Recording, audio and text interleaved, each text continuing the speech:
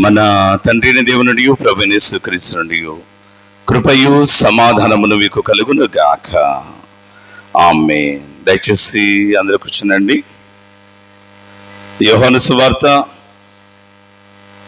16వ అధ్యాయము వచనాన్ని చదువుకుందాం. అయితే ఆయన అనగా సత్యస్వరూపి అయినటువంటి ఆత్మ వచ్చినప్పుడు మిమ్మును సర్వసత్యంలోనికి నడిపించును.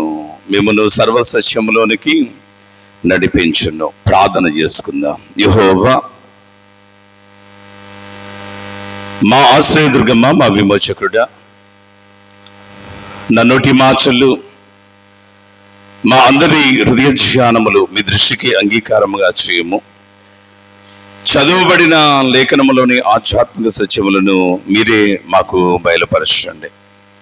మీ దాసుడనైన నేను బలహీనుడనై ఉండగా నీ కృపచే నా నుండి నా ప్రతి విధమైన బలహీనతను రూపుమాపి నీ ప్రేమచే నన్ను నీ ఆత్మతో నింపి నాకు కావలసిన శారీరక ఆధ్యాత్మిక బలమును దయచేసి నీ బిడ్డమైనటువంటి మేము సర్వసత్యములోనికి నడుచుచు తద్వారా మీ ఆజ్ఞానుసారముగా ముందుకు సాగుతూ నిత్యత్వము నిమిత్తమై మా జీవితంలో పదిలపరుచుకున్న నిమిత్తమై కొద్ది నిమిషములు మాతో మాట్లాడమని యేసయ్య ఘనమైన నామము పేరిట వేడుకొనుచున్నాము కర్త. ఆమేన్. క్రీస్తునందు ప్రియులారా, ఈ శ్రేష్టమైనటువంటి దినమున మనం చదువుకున్న ఈ 2 లేఖనములో నుండి కొన్ని ఆధ్యాత్మిక సత్యములు కొద్ది నిమిషాలు ధ్యానం చేసే ప్రయత్నం చేద్దామనే మాట తెలియజేస్తాం. చూడండి, యోహాను సువార్తల్లో నాదుడు, విమోచకుడు, రక్షకుడు అయినటువంటి యేసయ్య తన యొక్క అదిగా ఈ పని అనేటువంటి ఈ భూమి మీద పరిసమాప్తమవుతున్నటువంటి దినాల్లో తన వద్దకు చేరిన విశేషరీతిన శిష్యులైనటువంటి వారికి తెలియజేసినటువంటి మాట కనుక జ్ఞాపకం చేస్తుంది అన్నట్టు కదా. అయితే ఆయన అనగా సత్యస్వరూపి అయినటువంటి ఆత్మ వచ్చినప్పుడు మిమ్మల్ని సర్వసత్యములోనికి నడిపించును అనేటువంటి మాట తెలియజేస్తుంటాను. చూడాలి, గమనించండి. క్రీస్తు ప్రేమనిచ్చినటువంటి వాళ్ళ ఈ శ్రేష్టమైనటువంటి దినమున నాదుడు తెలియజేసినటువంటి ఒక మాట కనుక చూస్తే ఆత్మ మీ మధ్యకు రాబోతా ఉన్నాడు. ఆ ఆత్మదేవుడు చేసేటువంటి పని ఏంటి అనేటువంటి దాని గురించి ఆయన మాట్లాడుతూ అంటాడు కదా, మిమ్మల్ని సర్వసత్యంలోనికి నడిపిస్తాడు అనేటువంటి మాటను తెలియజేయచ్చు ఉండటాన్ని జ్ఞాపకం చేసుకోవచ్చు. అందుకే ప్రభునందు ప్రేమనిచ్చినటువంటి వాళ్ళ ఇందాక మనం పాడుకునేటువంటి కీర్తన కూడా జ్ఞాపకం చేసుకోవాలి. అయితే ఆంధ్రప్రదేశ్ కీర్తన పుస్తకంలో కీర్తనాకారుడు అంటాడు కదా, పరిశుద్ధాత్మను కోరుమా జీవమా యేసు ప్రభుని పేరిట వేడుము అనేటువంటి మాట తెలియజేస్తుంటాను. As a people of God, దేవుని బిడ్డలైనటువంటి వారుగా మీ జీవితంలో అనేటువంటిది పదిలంగా, మీ జీవితంలో అనేటువంటివి ఏ విధమైనటువంటి ఇబ్బంది అనేటువంటి దానికి గురి కాకుండా ఉండాలంటే మీరు చేయాల్సినటువంటి ఒకే ఒక్క పని కనుక జ్ఞాపకం చేస్తున్నారు. అయితే ఆయన మాట్లాడుతూ అంటాడు కదా, you have to ask for the holy spirit. మీరు పరిశుద్ధాత్మను అడగాలి, మాతో ఉండు అంటూ ఆయనకు మీరు ప్రార్థన చేయాలి అనేటువంటి మాట తెలియజేస్తుంటాను. చూడగలను కారణం ఏంటంటే క్రీస్తు ప్రేమైనటువంటి వాళ్ళ ఇందా పాడుకున్నాం కదా, పరిశుద్ధాత్మ లేకపోతే మన జీవితాలు ఎలా ఉంటామంటే ఆయన అంటాడు కదా, వేదగమ పచనము కానీ కాదు అనే మాట తెలియజేస్తుంటాను. చూడగలను చాలా మంది చెప్తుంటారు, పాస్టర్ గారు బైబిల్ రోజు చదువుతున్నానండి, అసలు నాకేమీ అర్థం కావట్లేదు పాస్టర్ గారు అనే మాట తెలియజేస్తున్నాను. నిజమే, క్రీస్తు ప్రేమనిచ్చినటువంటి వాళ్ళ లోకపరమైనటువంటి రీతిగా ఏదో ఒక అదిగా చూసినట్లయితే ఒక నవల చదివినట్లు, లేదంటే ఒక దినపత్రిక చదివినట్లు, లేదంటే మనకు ఆర్టికల్ చదివినటువంటి రీతిగా మనం కూడా పరిశుద్ధ గ్రంథం చదవాలి అనేటువంటి ఆలోచన కనుక చేసినట్లయితే అది ఎట్టి పరిస్థితుల్లో అర్థం కాదు. అందుకే ఆయన అంటాడు కదా, పరిశుద్ధాత్మ లేకపోతే మీ జీవితాలు ఎలా ఉంటావంటే నెరచీకటింట అతిగా కనిపిస్తే ఉన్నటువంటి రీతిగా ఉంటవి అనే మాట తెలియజేస్తూ ఉంటాను. చూడగలను అందుకే అన్నట్టు కదా, పరిశుద్ధాత్మను నీ మధ్యకు పంపబోతూ ఉన్నాను అనేటువంటి మాటను ఆ పరిశుద్ధాత్ముడు చేసేటువంటి పని ఏంటి అనేటువంటి దాని గురించి ఆయన మాట్లాడుతూ అంటాడు కదా, మిమ్మల్ని సత్యములోనికి నడిపిస్తాడు అనేటువంటి మాట తెలియజేస్తూ ఉంటాను. చూడగలను గమనించండి, క్రీస్తు ప్రేమనిచ్చినటువంటి వాళ్ళ సత్యంలోనికి నడిపిస్తాడు. అంటే ఈ సత్యం ఏం చేస్తుంది అనేటువంటి దాని గురించి యోహాను సువార్త 8వ అధ్యాయంలో ఇదే నాదుడైనటువంటి యేసయ్య తెలియజేసినటువంటి మాట కనుక చూసినట్లయితే సత్యము మిమ్మును స్వతంత్రులను చేయను, సత్యము మిమ్మును స్వతంత్రంలో చేయను. అంటే ఇప్పుడు మనం బంధకాల్లో ఉన్నామన్నమాట. ఏ బంధకాలు అదే అనేటువంటిది కనుక జ్ఞాపకం చేస్తే, పాపపు బంధకాలలో మన జీవితాలు అనేటువంటివి కట్టబడి అతిగా కనిపిస్తే ఇబ్బందికరంగా తయారైనవి అనేటువంటి మాట తెలియజేస్తూ ఉన్నాను చూడాలి. కాబట్టి క్రీస్తు ప్రేమనిచ్చుకోండి వాళ్ళ ఈ పాపపు బంధకాలతో పట్టబడినటువంటి మన జీవితాలు అనేటువంటి వాడికి విడుదల అనేటువంటిది, విమోచన అనేటువంటి దానికి అనుగ్రహించడానికి వచ్చినటువంటి యేసయ్య అంటాడు కదా, మిమ్మల్ని సత్యంలోనికి నడిపించు నిమిత్తమే నేను ఆత్మదేవుని మీ మధ్యకు పంపుతున్నాను అనేటువంటి మాట తెలియజేస్తే, ఆయన ఆదేశానుసారంగా ఆత్మదేవుడి లోకానికి వస్తే ప్రభునందు ప్రేమనిచ్చుకోండి వాళ్ళ ఆ ఆత్మదేవుని యొక్క కృపను బట్టి నింపబడిన అదిగా భక్తుడైన యాకోబు ఈ దినాన మనతో మాట్లాడుచు ఉన్న మాట కనుక చూస్తే, చదవండి మొదటి అధ్యాయము 19వ వచనంలో ఆయన మాట్లాడుతూ అంటాడు, నా ప్రియ సహోదరులారా మీరు ఈ సంగతి ఎరుగుదురు అనేటువంటి మాట తెలియజేస్తుంటాను. చూడ ఎంత చక్కగా అదిగా పలుకుతా ఉన్నాడు ఈయన అనేటువంటిది కనుక జ్ఞాపకం చేస్తే, నా ప్రియ సహోదరులారా అంటూ అని అంటారు కదా, మీరు ఈ సంగతి ఎరుగుదురు అనే మాట తెలియజేస్తుంటాను. చూడాలి అంటే ప్రభునందు ప్రేమనిచ్చుకోండి వాళ్ళ ఈ సమయంలో ప్రియమైనటువంటి సహోదరులైనటువంటి వాళ్ళ నేను మీకు చెప్పాలనుకున్నటువంటి మాట అనేటువంటి దాని గురించి అదేదో క్రొత్త మాట నేను మీకు చెప్పబోతున్నానని మీరు తలస్తారేమో.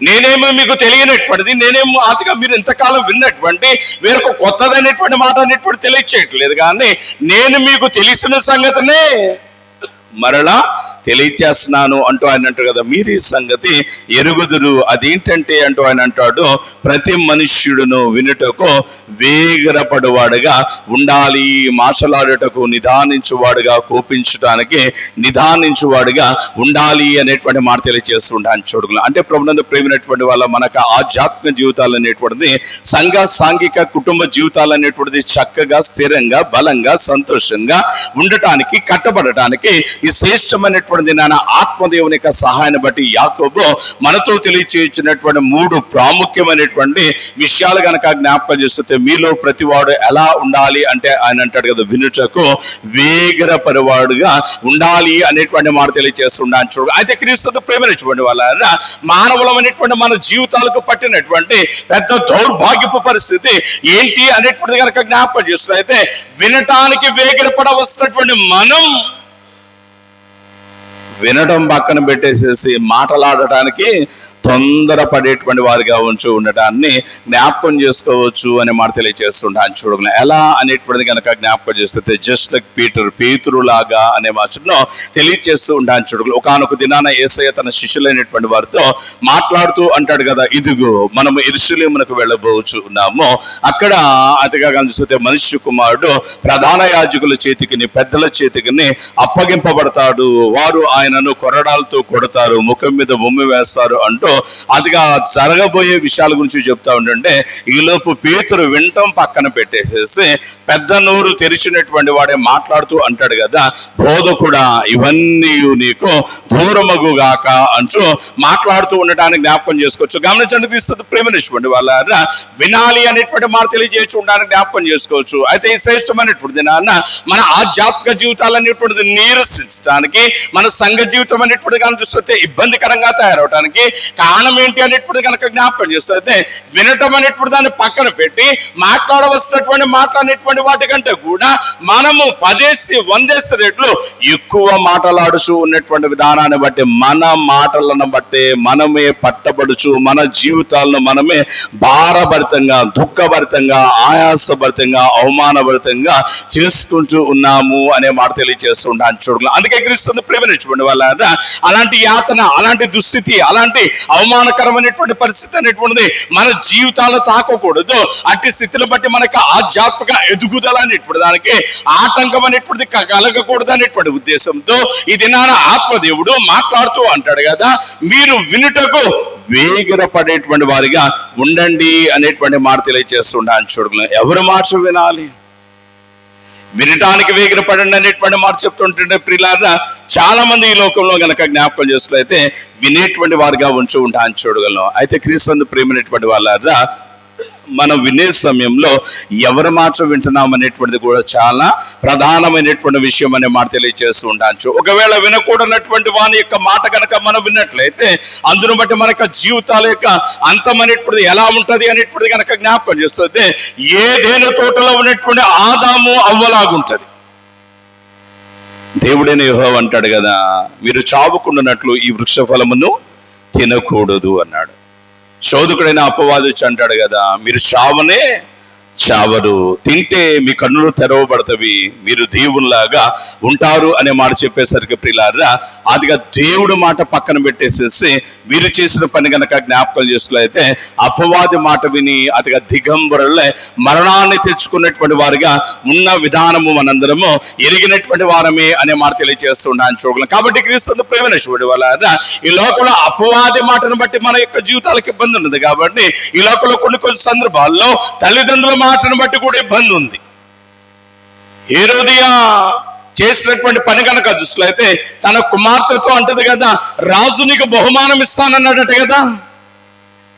నువ్వేమడుగుతావంటే బాప్తిసం ఇచ్చేటువంటి యోహాను యొక్క తలనడుగు అనేటువంటి మాటను తెలియజేస్తుండొచ్చు. అంటే తల్లిదండ్రులు కూడా కొన్ని సందర్భాల్లో కానీ చూసినట్లయితే రాంగ్ డైరెక్షన్ లో మళ్ళీ నడిపించేటువంటి వారుగా ఉంటారు అనేటువంటి మాట తెలియజేస్తుండొచ్చు చూడగలం. కాబట్టి క్రీస్తు ప్రేమైనటువంటి స్నేహితులలో మనల్ని రాంగ్ డైరెక్షన్ లో నడిపించేటువంటి వారుగా, స్నేహితుల యొక్క రాంగ్ డైరెక్షన్ బట్టి నడిచిన విధానాన్ని బట్టి రెహబాము అనేటువంటి ఆయన రాజ్యం అనేటువంటిది కోల్పోయినటువంటి విధం అనేటువంటిది మనం ఎరిగినటువంటి వారమే అనే మాట తెలియజేస్తుంటాను చూడగలం. కాబట్టి క్రీస్తు ప్రేమైనటువంటి వాళ్ళ ఈ లోకంలో ఉన్నటువంటి తల్లి కావచ్చు, తండ్రి కావచ్చు, భార్య కావచ్చు, అన్న కావచ్చు, అక్క కావచ్చు, స్నేహితులు కావచ్చు, ఎవరైనా కనుక చూసినట్లయితే మన యొక్క జీవితాలకు క్షేమకరమైనటువంటి, యోగ్యకరమైనటువంటి, జ్ఞానయుక్తమైనటువంటి మాటలు అనేటువంటివి తెలియచేయాలనేటువంటి వారుగా ఉన్నారు. కాబట్టి అపవాది మాటలు కనుక వింటే మన జీవితాలు నరకంలో పడతావు. కాబట్టి మన జీవితాలు క్షేమంగా ఉండాలంటే ఈ దినాన మనం చేయాల్సినటువంటి ఒకే ఒక్క పని కనుక జ్ఞాపకం చేసినట్లయితే ఈ లోకంలో ఉన్నటువంటి వారి మాటలు పక్కన పెట్టి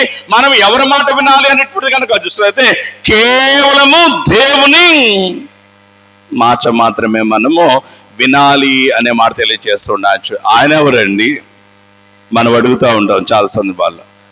రే వాళ్ళ మాట ఏంటంటారా అన్నాం అనుకో, వాడెవడండి నాకు చెప్పడానికి, వాడికి నాకున్న సంబంధం ఏంటి అనే మాట తెలియజేస్తుండొచ్చు. మా అమ్మ మాట నేను వింటా, ఎందుకంటే నా తల్లి కాబట్టి. మన ఆయన మాట వింటా, మన మాట వింటా.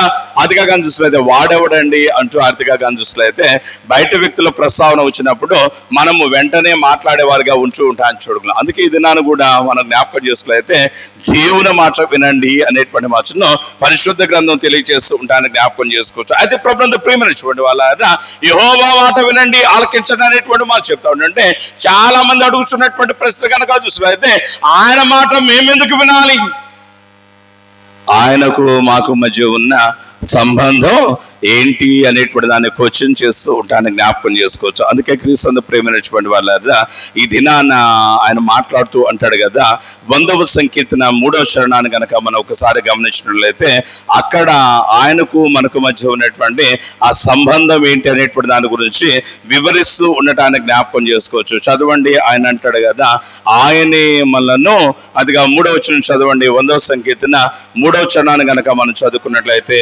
ఆయనే మనను పుట్టించెను, మనము ఆయన వారము, ఆయన ప్రజలము, ఆయన మేపెట్టి గొర్రెలము అనేటువంటి మాట తెలియజేస్తుంటాను చూడాలి. అంటే క్రీస్తు ప్రేమించండి వాళ్ళ ఈ శ్రేష్టమైనటువంటిది నాన్న ఆయన మాట వినండి అనేటువంటి మాట తెలియజేస్తాడంటే ఆయన మాట మనం ఎందుకు వినాలి అనేటువంటిది కనుక చూస్తే క్రీస్తు ప్రేమించండి వాళ్ళ there is a special relationship between you and your Lord యెహోవా.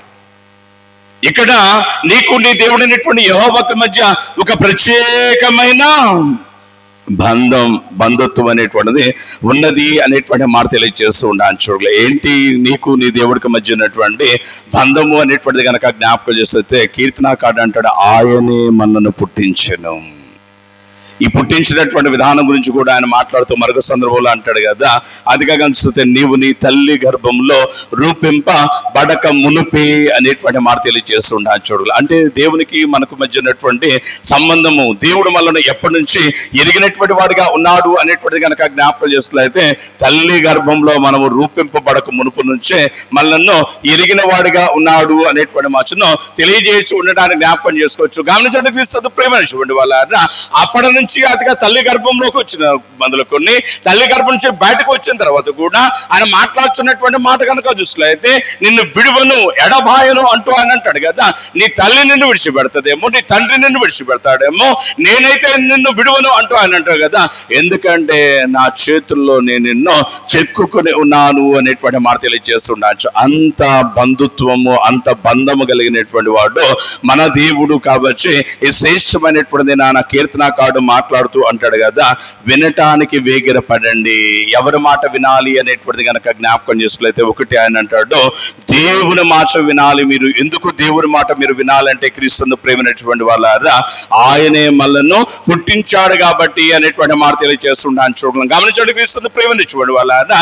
ఇంకా ఆ 100వ సంకీర్తన 3వ చరణాన్ని మనం కాస్త లోతుగా పరిశీలన చేసేటువంటి ప్రయత్నం కనుక చేసినట్లయితే కేవలం పుట్టించడం మాత్రమే కాదండి, అక్కడ ఆయన మాట్లాడుతుంటారు కదా, మనము ఆయన వారము, మనము మనకు సంబంధించిన వారము కాదు.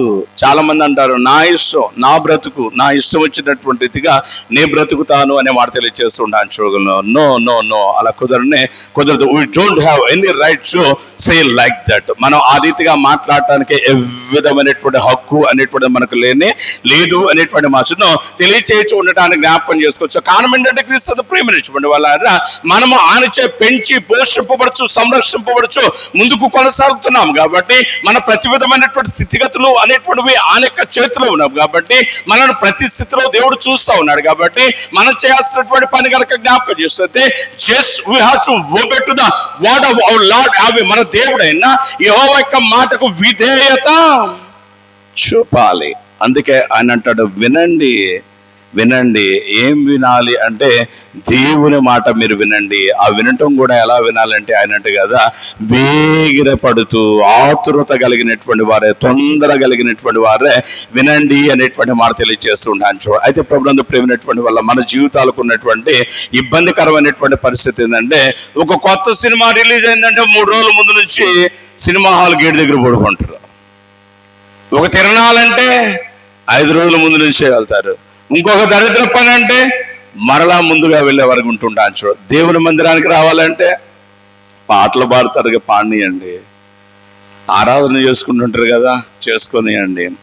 వాక్యం చెప్తుంటారు కదా, మధ్యలో వెళ్దాంలేండి అనేటువంటి నిర్లక్ష్యము అనేటువంటిది కనపరిచే వారిగా ఉంటూ ఉండటానికి జ్ఞాపకం చేసుకోవచ్చు. అయితే క్రీస్తు ప్రేమినటువంటి వాళ్ళ అవిధమైనటువంటి నిర్లక్ష్యపు ధోరణిని ప్రభు ఎట్టి పరిస్థితుల్లో సహించేటువంటి వాడు కాదు అనేటువంటి మచ్చును తెలియచేయచ్చు ఉండటానికి జ్ఞాపకం చేసుకోవచ్చు. వారానికి కనీసము 2 గంటల సమయం అనేటువంటిది దేవుని ఆరాధించడానికి మనం ఏర్పాటు చేసుకుంటే, ఈ 2 గంటల సమయంలో మనం ఎలా ఉండాలి అనేటువంటిది కనుక జ్ఞాపకం చేస్తే 6:30కి ఆరాధన అంటే మనము 6 గంటల 15 నిమిషాల కల్లా ఎక్కడ ఉండేటువంటి వారుగా ఉండాలి అనేటువంటి మాట తెలియజేస్తూ ఉంటాను. చూడాలి. అయితే క్రీస్తు ప్రేమినటువంటి వాళ్ళ మన వేగిరపాటు, తొందరపాటు దేనిలో ఉంటుంది అనేటువంటిది కనుక జ్ఞాపకం చేస్తుంది. లోకంలో ఉంటుంది కానీ దేవుల్లో ఉండటం లేదు. అందుకే మన యొక్క ఎదుగుదల అస్తవ్యస్తంగా ఉంటుంది.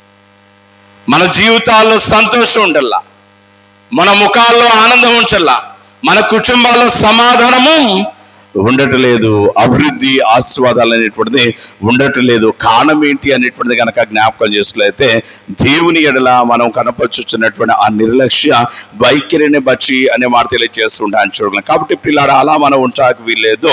దేవుని మాట మనం వినడానికి వేగిరపడేటువంటి వారిగా ఉండాలి అనేటువంటి మాట తెలియజేస్తుంటాను. చూడగలం. ఒకటి, ఆయన మనల్ని సృష్టించిన వాడు కాబట్టి ఆయన మాట వినాలా. రెండవదిగా కనుక జ్ఞాపకం చేస్తే క్రీస్తు ప్రేమించేటువంటి వాళ్ళ ఆయన మాట మనం ఎందుకు వినాలి అనేటువంటిది కనుక జ్ఞాపకం చేసుకులైతే ఆయన ఈ లోకంలో ఉన్నటువంటి వారు ఆయా సమయాల్లో ఆయా స్థితిగతులు బట్టి మనతో సహవాసం అనేటువంటిది మానుతారేమో కానీ దేవుడు నిరంతరము మనతో సహవాసము చేసేవాడిగా ఉన్నాడు అనేటువంటి మాటను మనం మరవకూడదు అనేటువంటి మాట తెలియజేస్తూ ఉంటాను. చూడగలను. ఈ లోకంలో ఉన్నటువంటి వారు కనుక జ్ఞాపకం చేసుకులైతే మనం నవ్వుతున్నంతసేపు, లేదంటే మన సంతోషంలో ఉన్నంతసేపు మనతో ఉంటారు.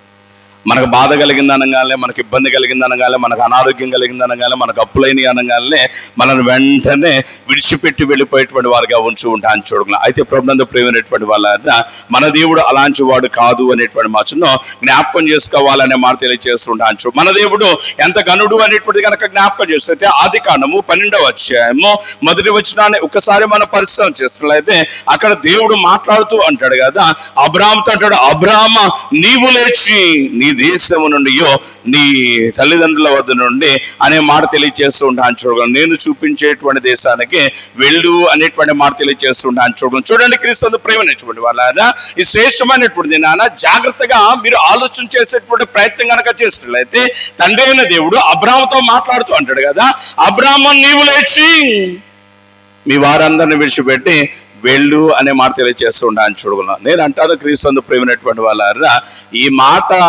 దేవుడు ఒక్కసారిగా చెప్పింది కాదు.